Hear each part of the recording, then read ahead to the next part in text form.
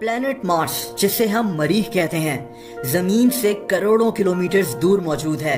इसको red planet भी कहा जाता है क्योंकि ये लाल रंग का दिखता है। आप मार्स को टेलीस्कोप के बगैर भी आसमान पर देख सकते हैं।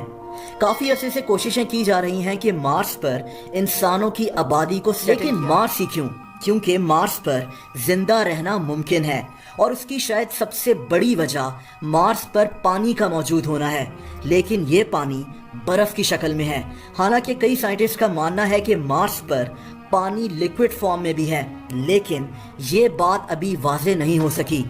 कोशिश ये की जा रही है कि 2030 तक इंसान पहली दफा मार्स पर कदम रखे। इलॉन मस्क इसके लिए बहुत एफर्ट कर रहा है। ये तो चाहता है कि 2060 तक मार्स पर 10 लाख इंसानों की एक आबादी रह रही हो, लेकिन ये बहुत ज़्यादा मुश्किल होगा। दोस्तों, मार्स पर अब तक 4 रोवर्स भेजे जा चुके हैं और इन मशीन्स के जरिए मार्स के मुतालिक कई हैरत अंगेज बातें सामने आई हैं। मार्स का सूरज से फासला हमारी ज़मीन से ज़्यादा दूर है और इसीलिए यहाँ शदीद सर्दी होती है। यहाँ का एवरेज टेम्परेचर -60 डिग्री सेल्सियस है। मार्स पर एक दिन 24 घंटे और 40 मिनट का है, यानी ज़मीन से थोड़ा सा लंबा। और यहाँ एक साल 687 दिनों का होता है, यानी ज़मीन से तकरीबन डबल। दोस्तों, ज़मीन की तरह मार्स पर ऑक्सीजन नहीं है, इसीलिए यहाँ की फ़िज़ा में सांस लेना नामुमकिन है और इसीलिए यहाँ इंसानों का रहना बहुत मुश्किल है। लेकिन इसका एक हल है जिसके बारे में मैं आपको आगे चलकर बताऊंगा। अब बात करते हैं कि मार्स दिखता कैसा है। मार्स एक ड्राई प्लैनेट है। यहाँ पहुँचकर आपको लगेगा कि आप किसी बर्फीले सहरा में आ गए हैं। मार्स पर पहाड़ भी मौजूद हैं और ये पहाड़ ज़मीन की निस्बत बहुत ज़्यादा ऊंचे हैं।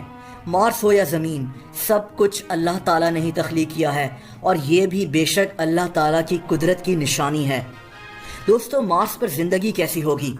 सबसे पहली बात तो ये है कि मार्स तक सफ़र करने में ही 9 महीने लग जाएंगे।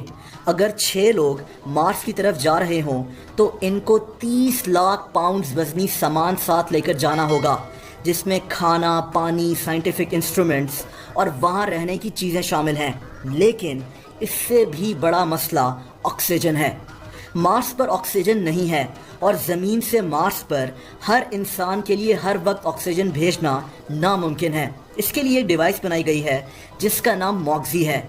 मार्स की फ़िज़ा में 95% कार्बन डाइऑक्साइड मौजूद है और ये डिवाइस कार्बन डाइऑक्साइड को ऑक्सीजन में तब्दील करती है। इसी की मदद से उस रॉकेट में भी फ्यूल भरा जाएगा जिसमें बैठकर इंसान मार्स से ज़मीन पर वापस आ सकेंगे।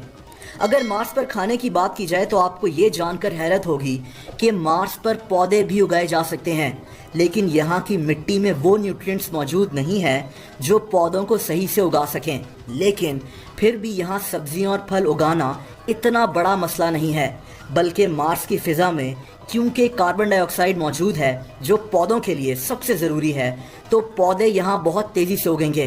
ख़ास तौर पर आलू, जो यहाँ की मिट्टी में बहुत अच्छी तरह से उग सकते हैं। इसीलिए यहाँ खाने का शायद इतना मसला नहीं होगा जितने दूसरे मसले हैं। एक और दिलचस्प बात यह है कि मार्स पर हर 26 महीने के बाद एक बहुत बड़ा मिट्टी का तूफ़ान आता है। ये तूफ़ान 1 महीने तक रह सकता है। ये इतना शदीद होता है कि दिन को भी अंधेरा हो जाता है। मार्स पर रेडिएशन भी मौजूद है जो एक बहुत बड़ा ख़तरा है, लेकिन इससे बचा कैसे जाएगा? दोस्तों, मार्स पर जो पहले इंसान कदम रखेंगे उन लोगों को एक पूरा इंफ्रास्ट्रक्चर खड़ा करना पड़ेगा जिसमें रहकर ये सख्त सर्दी, तूफ़ान और रेडिएशन से बच सकें। इसके 2 सॉल्यूशंस हैं। ये बात सामने आई है कि मार्स पर कई मकामात ऐसे हैं जहां अंडरग्राउंड गार बने हुए हैं। ये इतने बड़े हैं कि यहाँ बहुत आसानी से रहा जा सकता है। इनमें रहकर सर्दी, तूफ़ान और रेडिएशन से भी बचा जा सकता है, लेकिन असल मसला इनको ढूंढना है।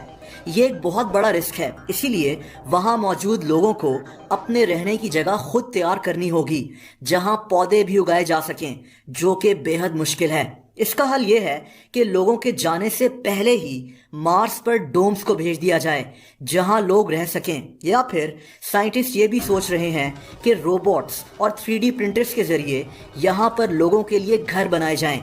دوستو مارس مشن کی یہ ساری ڈیٹیلز انتہائی حیرت انگیز ہیں، لیکن کچھ سالوں کے بعد ہی شاید انسان مارس پر قدم رکھ لے۔ لیکن سب سے بڑھ کر یہ بات ہے کہ اللہ تعالیٰ نے ہمیں ایک پرفیکٹ پلانٹ یعنی زمین پر پیدا کیا ہے، جہاں پانی بھی موجود ہے، زندہ رہنے کے لیے آکسیجن بھی ہے، اور وہ ٹمپریچر بھی جس میں ہم زندہ رہ سکتے ہیں۔